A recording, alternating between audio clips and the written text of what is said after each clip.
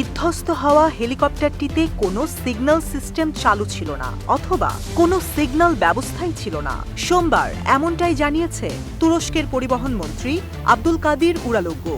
এর আগে রবিবার ইরানের প্রেসিডেন্ট ও পররাষ্ট্রমন্ত্রীকে বহন করা বেল 212 হেলিকপ্টারটি বিধ্বস্ত হয়। দুর্ঘটনায় ইরানের গুরুত্বপূর্ণ এই দুই ব্যক্তিসহ হেলিকপ্টারের ৯ জন আরোহী নিহত হয়।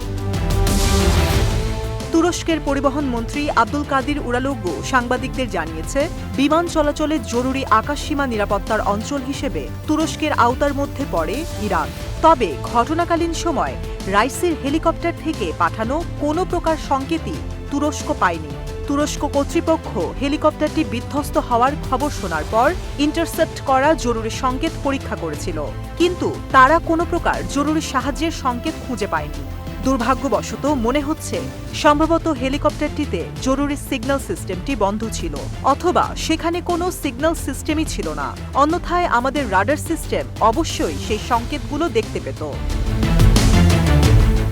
এদিকে ইরানের সাবেক পররাষ্ট্রমন্ত্রী মোহাম্মদ জাওয়াদ জারিফ তার দেশের রাষ্ট্রীয় টেলিভিশনকে দেওয়া এক সাক্ষাৎকারে হেলিকপ্টার বিধ্বস্তের জন্য মার্কিন নিষেধাজ্ঞাকে দায়ী করেছে। সে বলেছে, রবিবারে ট্র্যাজেডির অন্যতম প্রধান অপরাধী আমেরিকা, যারা ইরানের কাছে বিমান ও বিমানের যন্ত্রাংশ বিক্রিতে নিষেধাজ্ঞা আরোপ করেছে। বছরের পর বছর নিষেধাজ্ঞার কারণে ইরানের এয়ারক্রাফটগুলো অনিরাপদ হয়ে পড়েছে, কারণ তারা স্পেয়ার পার্টস বা এয়ারফ্রেম পায় না। প্রেসিডেন্ট রাইসি ও পররাষ্ট্রমন্ত্রী আব্দুল্লাহিয়ান যে হেলিকপ্টারটিতে ছিল সেটি বেল 212 মডেলের। এটি আমেরিকার তৈরি করা একটি হেলিকপ্টার। হেলিকপ্টারটি ছিল মাঝারি আকারের। এতে পাইলট সহ 15 জন বসতে পারে। ইরানের রাষ্ট্রীয় সংবাদ সংস্থা ইরনার বরাত দিয়ে এ খবর জানিয়েছে রয়টার্স। রবিবার ইরানের পূর্ব আজারবাইজান প্রদেশের জোলফা এলাকার কাছে হেলিকপ্টারটি বিধ্বস্ত হয়, কিন্তু দুর্ঘটনার পর বৈরী আবহাওয়ার কারণে উদ্ধার কাজ ব্যাহত হচ্ছিল। সেখানে ভারী বৃষ্টি ও ঘন কুয়াশার কারণে বেশি দূরত্বের কিছু দেখা যাচ্ছিল না। বিধ্বস্ত হেলিকপ্টারটির ধ্বংসাবশেষ খুঁজে পাওয়ার কথা সোমবার সকালে নিশ্চিত করে ইরানি রেড ক্রিসেন্ট সোসাইটির প্রেসিডেন্ট।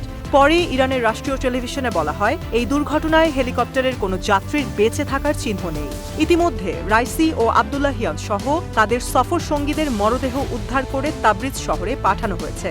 সমাপ্ত ঘোষণা করা হয়েছে উদ্ধার অভিযান।